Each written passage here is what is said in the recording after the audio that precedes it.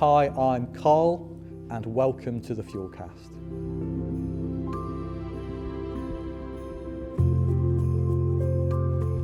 As we head into this new year, I wonder what your hopes are, maybe your fears as we look to the new year. One of the things that we know will happen in the UK in this year ahead is a general election. And once again, we get pulled one way and the other with people who are trying to win our vote, win our opinion one way or another.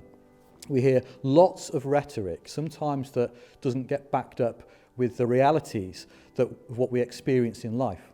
One of the things that I'm concerned about is that we've created an environment in our society where we get polarised in our viewpoints. Could be lots of things that do that.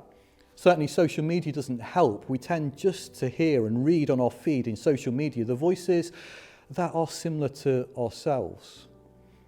The problem is that when we get siloed in our opinion, we can quickly fall into the trap of thinking that everyone else thinks the same as us.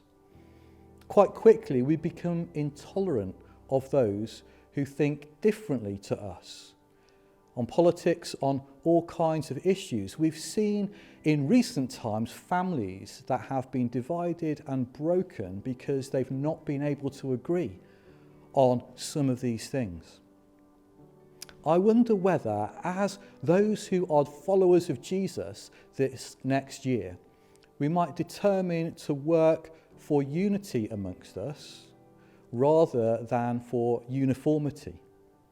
When it comes down to our political persuasions, our views on all kinds of different things, might this be a year when our greatest witness for Christ is that we can love one another despite our differences? There's that verse, of course, in John's Gospel where Jesus says to his disciples, "A new command I give to you, that you love one another as I have loved you. By this will everyone know that you're my disciples, because of your love one for another." I'm struck that Jesus never said, "A new commandment I give to you, that you all agree with each other." I think it's because he knows us better than we know ourselves. That is not a card that's on the table. But that we love one another is clearly achievable because Jesus himself commanded it.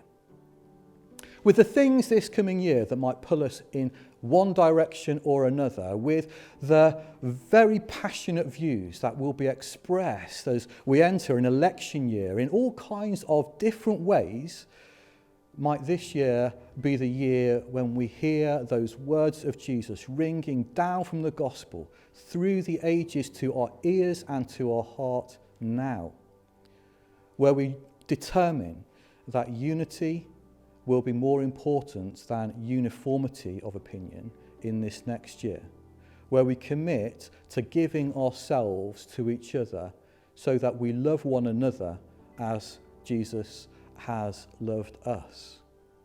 If we do, if we can, imagine the difference that could make to our divided society, with people with siloed views, with that sense of being dug in to an opinion. Imagine if the light of Jesus shone through, as seen in his church, those who could disagree but still love each other as Jesus has loved us.